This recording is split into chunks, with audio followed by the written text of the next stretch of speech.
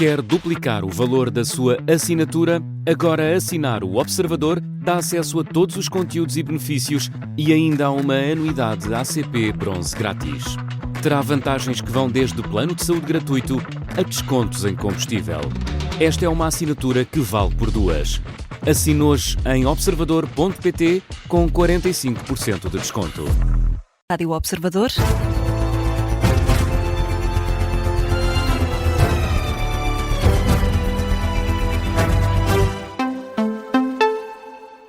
Jornal das 10 na Rádio Observador, com a edição do Miguel Viterbo Dias. E, Miguel, começamos pelo debate entre António Filipe e Jorge Pinto, que terminou há instantes.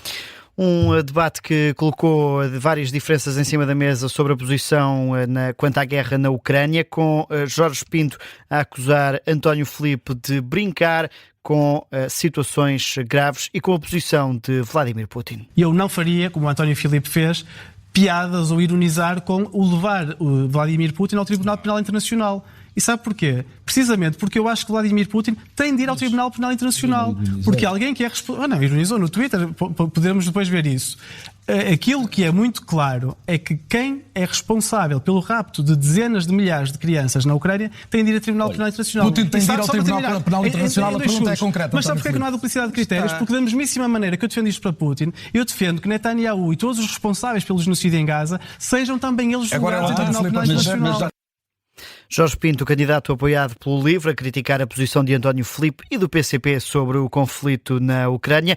António Filipe, que comparou Zelensky a Vladimir Putin. A minha posição é nem Putin nem Zelensky. Aquela guerra devia ter sido evitada. Em 2014, não era agora. Sim, em 2022 podia ter sido evitada.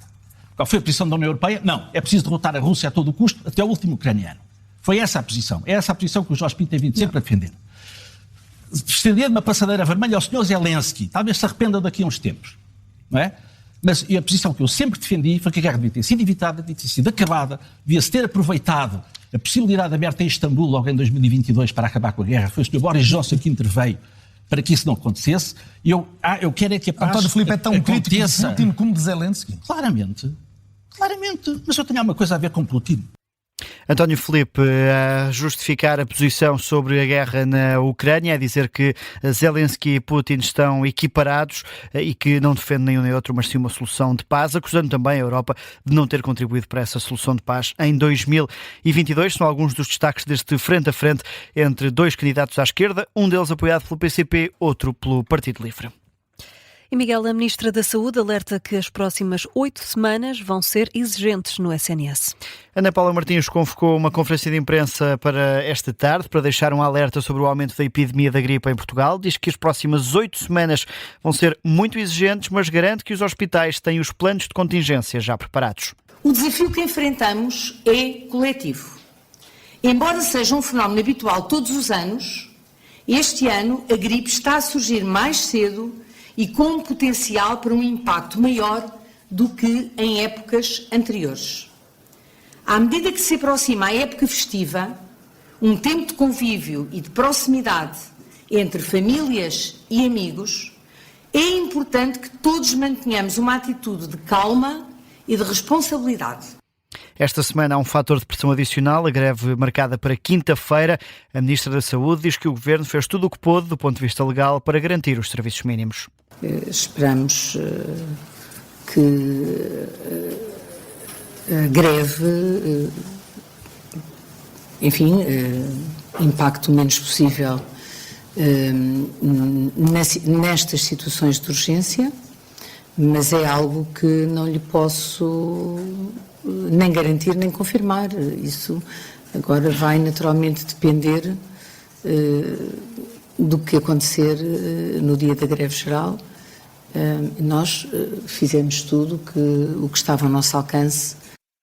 Ana Paula Martins, que pede um esforço coletivo para impedir um aumento da pressão sobre o SNS e avisa que podem ter que ser tomadas medidas para responder a um excesso de afluência às urgências. Sempre que atingirmos uma pressão significativa nos serviços de urgência, sejamos obrigados a parar a atividade cirúrgica, mantendo sempre as cirurgias urgentes e as cirurgias oncológicas como é natural. Ana Paula Martins, nesta conferência de imprensa esta tarde no Ministério da Saúde. E a Diretora-Geral da Saúde assegura que há vacinas dentro do SNS para todos os que precisam. Perante notícias que dão conta de falta de vacinas nas farmácias, Rita Sá Machado assegura que no setor público há capacidade de vacinar todos os grupos elegíveis. A responsabilidade, neste caso da Direção-Geral da Saúde, é apenas com aquilo que está dentro da campanha sazonal de vacinação. Tudo o que tem a ver com o contingente privado tem a ver com os operadores privados, tem a ver com a indústria e não temos qualquer tipo de intervenção nessa matéria. Rita Sá Machado, que defende a eficácia destas vacinas. Até ao final de novembro foram vacinadas 2.300.000 pessoas, com uma elevada cobertura nos grupos de maior risco, ao que adianta a Ministra da Saúde, que deixou ainda um apelo à vacinação. E o Ministro das Finanças aproveita a distinção da revista The Economist, que considera Portugal da economia do ano, para atacar a greve geral.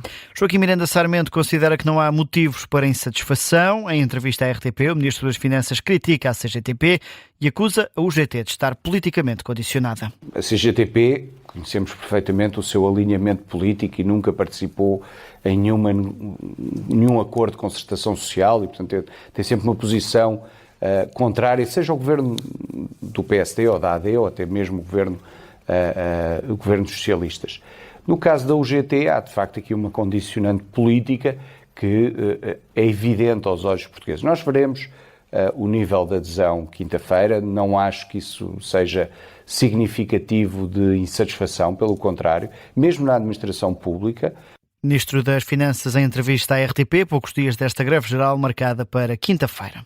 Passamos à atualidade internacional. Volodymyr Zelensky já está em Bruxelas para um encontro com a NATO. Viagem relâmpago, depois de ter estado reunido com o primeiro-ministro britânico, ainda não é conhecido o que vai estar em cima da mesa neste encontro com Mark Rutte, o secretário-geral da NATO. Antes da viagem a Bruxelas, Zelensky foi recebido em Downing Street. Para além de Keir Starmer, esteve reunido com os líderes da Coligação das Vontades, e com o presidente francês Emmanuel Macron e também com o chanceler alemão. O objetivo desse encontro foi discutir a proposta de paz apresentada pelos Estados Unidos da América.